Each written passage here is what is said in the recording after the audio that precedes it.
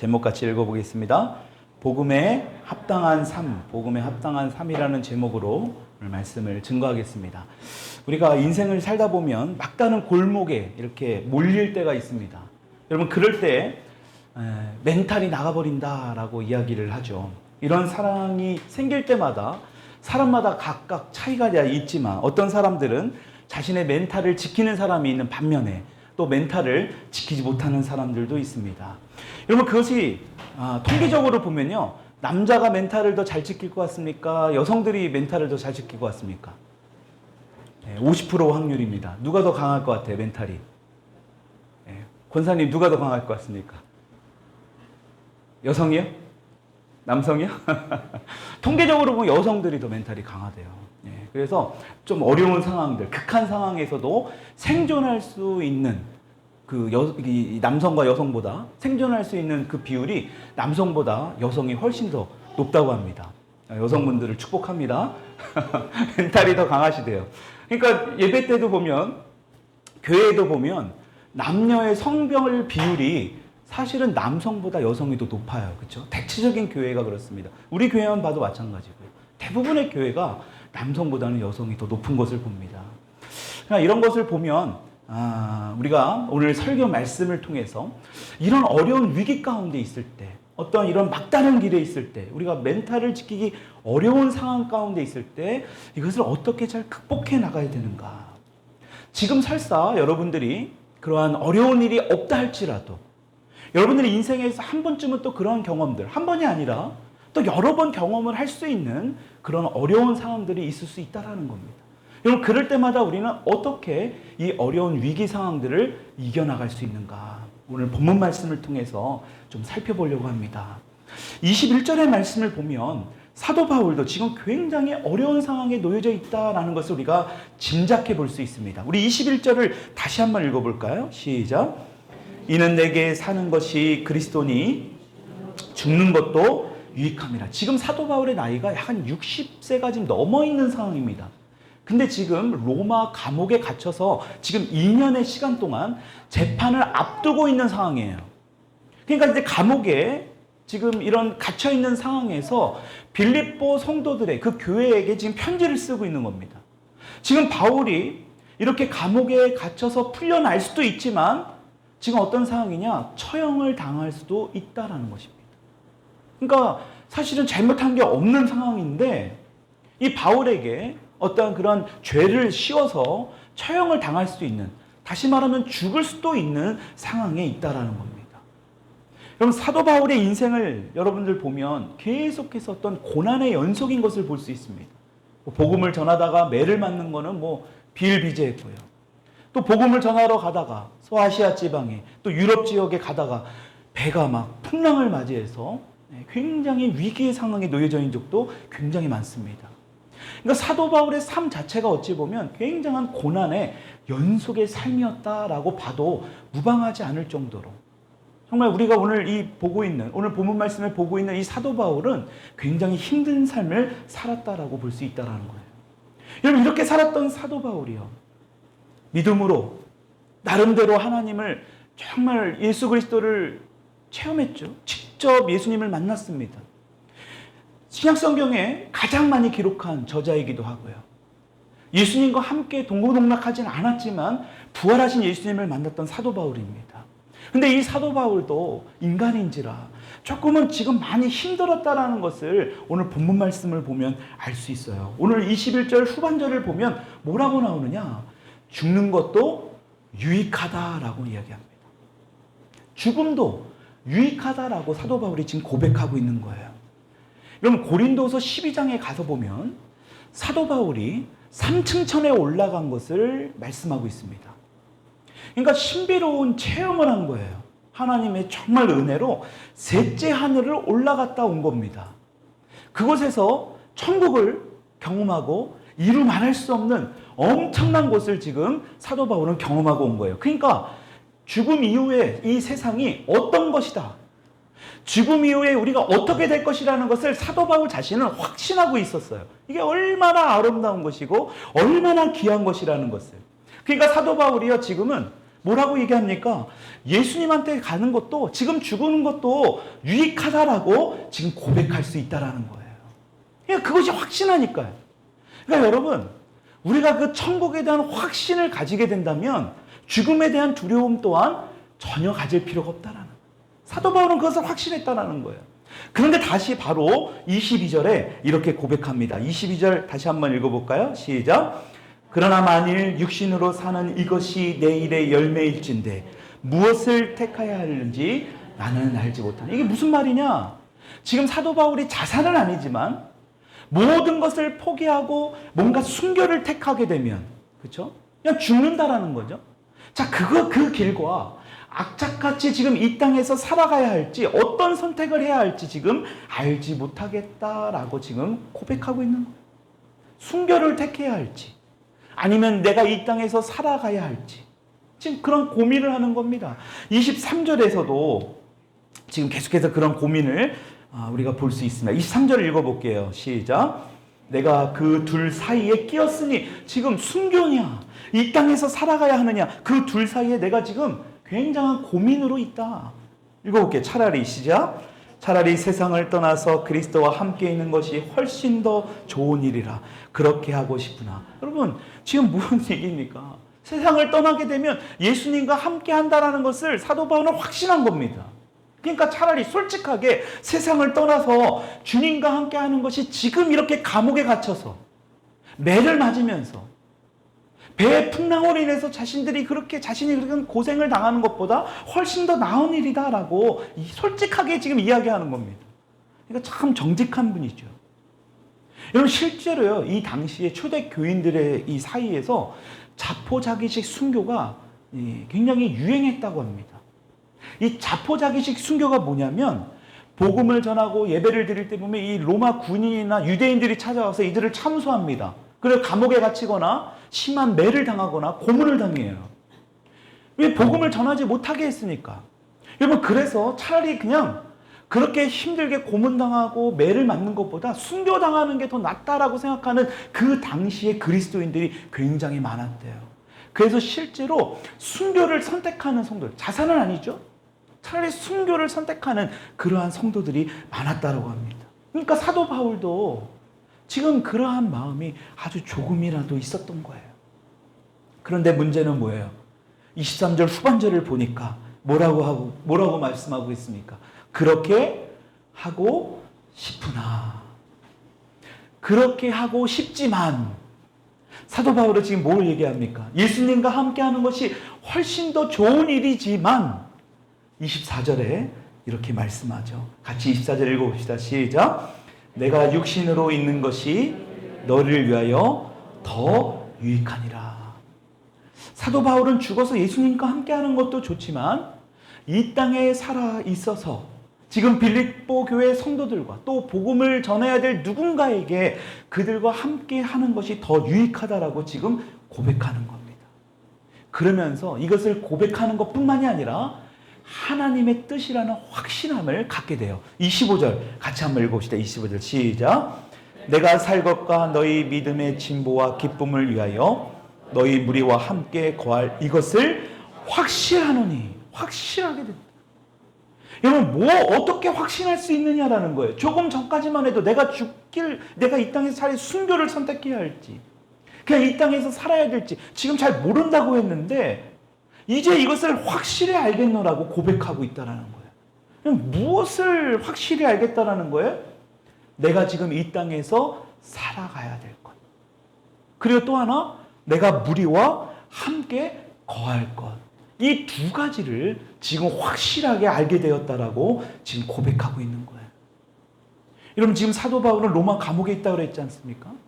지금 빌립보 교회와는요, 배를 타고 갈 정도로 굉장히 먼 거리에 떨어져 있습니다. 그런데 하나님께서 이 고난을 받고 있는, 고난의 상황 가운데 놓여있는 이 사도 바울에게 성령의 감동을 주신 거예요.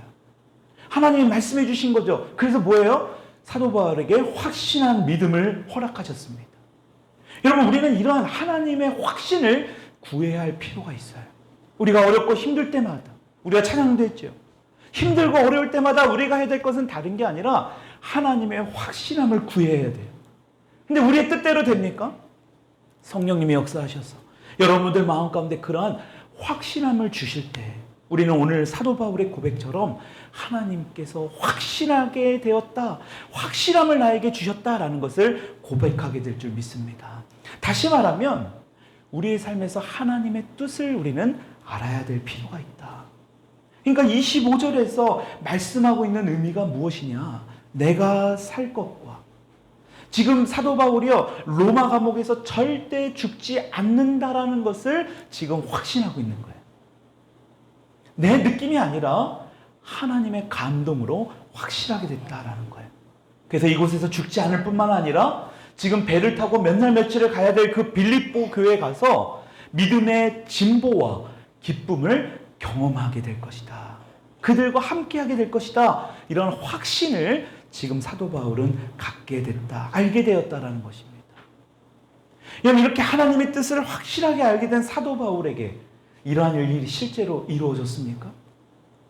지금 사도 바울은 여기까지는 잘 모르잖아요. 앞으로 일어날 일을 지금 확신하고 있는 건데.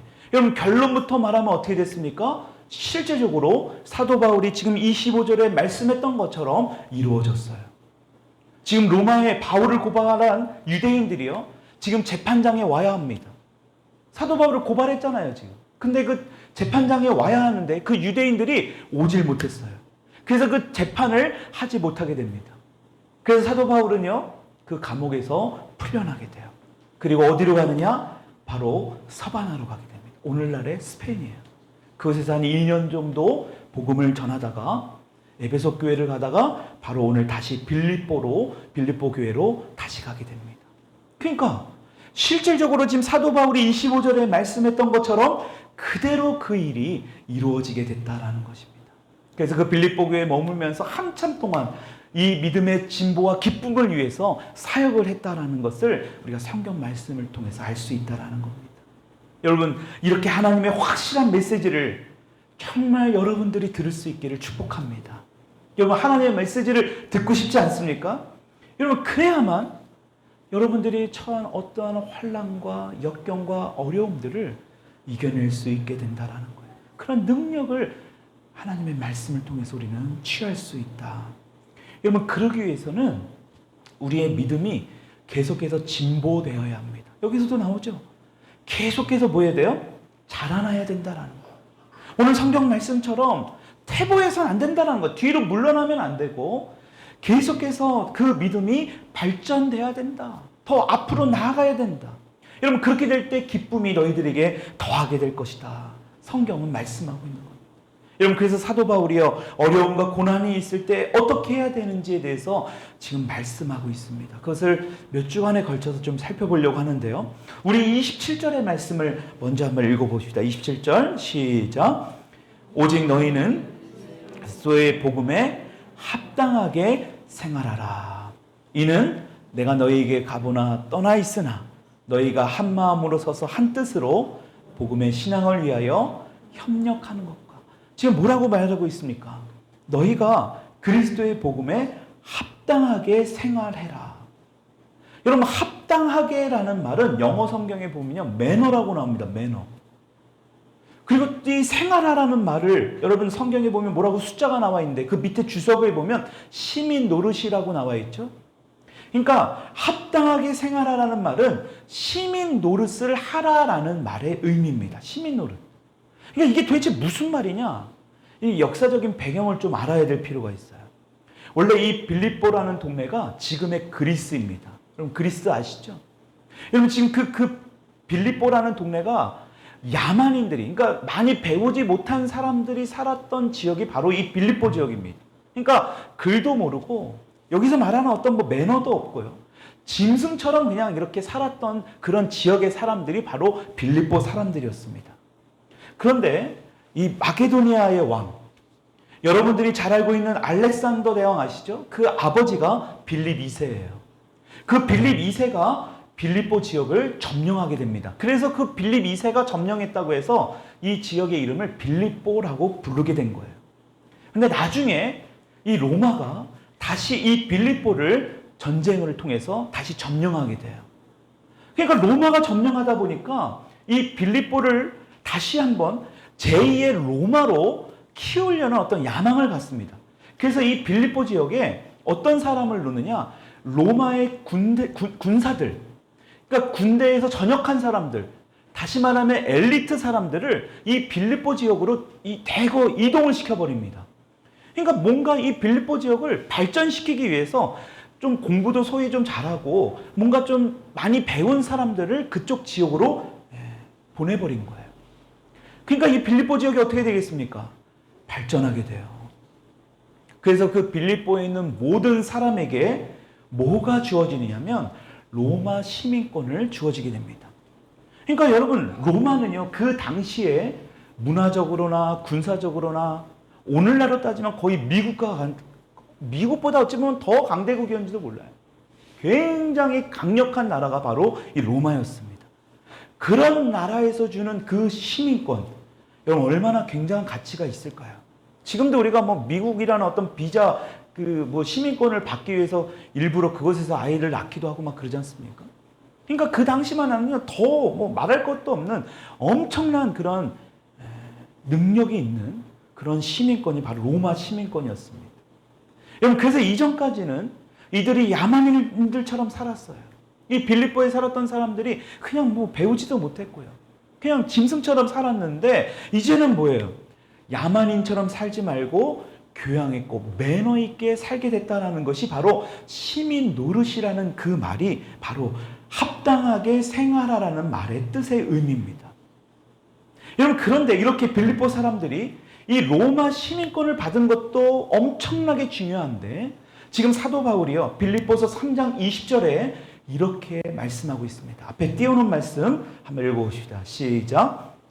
그러나 우리의 시민권은 하늘에 있는지라 거기로부터 구원하는 자 곧 주 예수 그리스도를 기다리니. 지금 빌립보 교인들의 시민권이 어디에 있다라는 거예요? 하늘에 있다라는 거예요. 너희들이 실질적으로는 지금 로마 시민권을 가지고 있지만, 굉장한 나라의 시민권을 취하고 있지만 더 중요한 천국 시민권을 너희들이 가지고 있다는 사실을 잊지 말라는 거예요. 그러니까 로마 시민권을 받은 너희들과 비교도 할 수 없는 천국 시민권을 받은 것이 바로 너희들이다. 저와 여러분들 중에 예수를 온전히 믿는다면 오늘 저와 여러분들 중에는 천국 시민권을 받는 자들이라는 사실을 믿을 수 있기를 축복합니다. 그러니까 우리가 이 사실을 잊어서는 안 된다라는 거예요. 아무리 우리가 미국 시민권이 있다 할지라도 천국 시민권이 없다면 아무 의미가 없다. 지금 사도 바울이 지금 그것을 이야기하고 있는 거예요. 예전에 너희들이 야만인처럼 살았지만 이제는 너희들이 로마 시민권을 받고 좀 잘 사는 그런 나라의 한 사람으로 살고 있지만, 로마 시민처럼 품위 있고 매너 있고 우아하게 살고 있는 것처럼 보이지만 정작 중요한 건 뭐야? 천국 시민권자가 되는 것. 그러니까 뭐 하라는 거예요? 천국 시민권자답게 복음에 합당한 삶을 살아내라는 그런 의미의 메시지인 거예요. 이 뜻의 의미를 좀 알겠습니까? 그러니까 사도 바울이 복음에 합당한 삶을 살라고 지금 말하고 있는 거예요. 왜 이런 이야기를 강조할까요? 여러분, 이 당시에도 지금처럼 천국 시민권을 받았지만 여전히 세상 사람들처럼 살아가는 그런 빌립보 교인들이 있었다라는 거예요. 그러니까 세상 사람들처럼 로마 시민권을 받아서 그냥 세상에는 우아하고 매너 있는 것처럼 너희들이 살아갈지 모르지만, 예전에는 너무나 비천하고 배운 것 없이 살아갔지만 이제는 잘 먹고 잘 살고 많이 배우고 많이 가진 채로 살아가고 있는데, 중요한 것은 뭡니까? 복음에 합당한 삶을 살지 못하는 것을 지금 사도 바울이 경고하고 있다라는 거예요. 그렇게 살아가지 못하니까요. 여러분, 빌립보 교회는요, 사도 바울에게 있어서 굉장히 중요한 의미가 있습니다. 왜냐하면 유럽에서 가장 첫 번째로 세운 교회가 바로 이 빌립보 교회예요. 그러니까 이 빌립보 이 교회 자체가요, 사도 바울이요, 성령의 강권적인 어떤 이 환상을 통해서 이 마게도냐의 지역으로 가서 거기에 유대인들도 별로 없었습니다. 그러니까 유대인의 회당도 없었죠. 그렇게 해서 세운 교회가 바로 빌립보 교회예요. 그러니까 굉장히 어찌 보면 사도 바울에게는 애정이 각별한 교회가 바로 이 빌립보 교회예요. 그래서 이 빌립보 교회도요, 사도 바울에 대한 그 감사함으로요, 어떠한 사역을 행할 때 물질적으로 힘들고 또 어려운 교회를 위해서 좀 도와줘야 되겠다고 하면요, 물신양면으로 굉장히 많은 도움을 받았던 교회예요. 그러니까 사도 바울의 입장에서는 굉장히 고마운 교회죠. 물질도 공급해주고 기도도 공급해주는 그러한 교회가 바로 빌립보 교회였습니까? 그렇게 소중한 교회. 그런데 그들 중에는 복음에 합당한 삶을 살지 못하는 사람들이 있었다라는 거예요. 그러니까 로마 시민권자가 된 것보다 너희들이 더 중요시 여겨야 될 게 바로 복음에 합당한 삶을 살아야 된다. 여러분, 오늘 이 메시지를 통해서 우리에게 주시는 하나님의 뜻이 과연 뭐냐라는 거예요. 과연 우리는 복음에 합당한 삶을 살아가고 있는가? 물론 이 중에 천국 시민권도 받지 못한 분들이 있을 수 있죠. 예수 그리스도를 인격적으로 믿지 않은 분들이 있을 수 있으니까요. 여러분, 그런 분들은 주님도 여전히 여러분들을 기다리고 계세요. 여러분들이 인격적으로, 여러분들이 진짜 정말로 주님을 주인으로 인정하고 그가 죽은 자 가운데서 3일 만에 부활한 것을 믿으면 여러분들에게도 천국 시민권자가 되는 그 놀라운 그 영생을 허락하셨지만, 아직 그렇지 못한 자들에게는 뭐 하는 거예요? 기다리고 계세요. 계속해서 뭐 하는 거예요? 그 기회를 부어주시고 계십니다. 근데 문제는 뭐냐? 내가 복음에 합당한 삶을 살지 못하는 사람, 다시 말하면 천국 시민권을 갖고 있음에도 불구하고 그러한 삶을 살지 못하는 사람들이 우리 가운데도 있을 수 있다라는 거예요. 여러분, 그러니까 어떻습니까? 이 복음의 능력을 알지 못하니까 여전히 우리는 근심과 염려 가운데 살아가고 있다. 사도 바울도 지금 어려운 상황 가운데 있었잖아요. 그렇죠? 힘든 상황 가운데 있어요. 그러니까 자기도 너무나 힘드니까 차라리 죽는 것이 더 낫다고 말할 정도의 그 솔직한 고백을 하고 있다는 거예요. 여러분, 그럴 때 사도 바울은 다시 한번 기억하는 거예요. 복음에 합당한 삶이 과연 무엇인가? 이 복음이라는 게 과연 무엇인가? 어렵고 힘든 상황일 때일수록 우리 주님께서 어떻게 말씀하시는지 우리는 분명히 알아야 될 필요가 있다. 그 말씀에 우리는 귀를 기울여야 된다. 여러분, 그래서 로마서 10장 17절로 18절의 말씀에 이렇게 말씀하고 있어요. 우리 수요 예배 때 이 말씀을 봤는데요. 우리 로마서 10장 17절 18절의 말씀 앞에 띄워놓은 말씀 읽어봅시다. 시작. 그러므로 믿음은 들음에서 나며 들음은 그리스도의 말씀으로 말며. 여기까지 잠깐 볼게요. 여러분, 결과적으로 믿음은 어디서부터 난다라는 거예요? 그리스도의 말씀으로부터 출발한다라는 것입니다. 그러니까 여러분, 우리가 여기 성경에서도 오늘 뭐라고 말하고 있습니까? 믿음의 진보를 이루어야 된다. 믿음이 더욱더 뭐 한다라는 거예요? 발전해 나가야 된다. 개발돼 나가야 된다라는 겁니다. 여러분, 그러기 위해서는 어떻게 해야 되느냐? 믿음은 들음에서 나며 들음은 그리스도의 말씀에서부터 시작이 된다. 그러니까 예수님의 말씀을 우리가 계속해서 알아야 된다라는 것입니다. 그리스도의 말씀이 그래서 중요해요. 이 복음의 메시지를 찾고 듣고 보고 선포하고. 근데 중요한 건 뭐냐? 이 메시지를 우리는 여전히 들으려고 하지도 않고 읽으려고도 하지 않고 보려고도 하지 않는다라는 것이 문제라는 거예요. 그래서 성경이 이렇게 말하는 거예요. 그러나, 한번 그러나부터 읽어볼까요? 시작. 그러나 내가 말하노니 저희가 듣지 아니하였느냐? 그렇지 아니하다. 그 소리가 온 땅에 퍼졌고 그 말씀이 땅끝까지 이르렀다 하였느냐? 여러분, 복음의 메시지가 이미 땅끝까지 이르렀다. 이 말은 너희들이 고의적으로 지금 듣고 있지 않다라는 거예요. 모르는 것이 아니다. 못 들은 것이 아니라 들었는데 고의적으로 그 들은 것을 거부하고 있다라고 성경은 말씀하고 있는 거예요. 여러분, 이것이 바로 복음에 합당한 삶을 살지 못하는 사람들의 모습 아닙니까? 성경 말씀을 쉽게 접할 수 있는 시대가 지금처럼 이렇게 있었나요? 어느 때나 언제든지 성경 말씀을 우리가 쉽게 보고 읽고 들을 수 있지 않습니까? 성경 어플을 통해서도 얼마든지 많이 보급되어 있는 성경 이 책을 통해서도 우리는 얼마든지 볼 수 있습니다. 근데 우리는 성경에서 말씀처럼 땅끝까지 이르렀지만 그 성경 말씀, 다시 말하면 하나님의 말씀을 들으려 하지 않는다라는 것. 여러분, 우리가 이것을 다시 한번 돌아봐야 된다. 이렇게 말씀을 보려고도 들으려고도 하지 않는 우리에게 하나님은 우리에게 어떻게 하고 있느냐라는 거예요. 너희들이 듣지 않기 때문에 더 이상 말씀하지 않느냐? 너희들이 듣지 않기 때문에 이제 너희들에게 내가 말하지 않겠느냐? 하나님은 그렇게 말씀하고 있지 않아요. 여러분 로마서의 10장 20절 21절에 이렇게 말씀합니다. 같이 한번 읽어봅시다. 시작.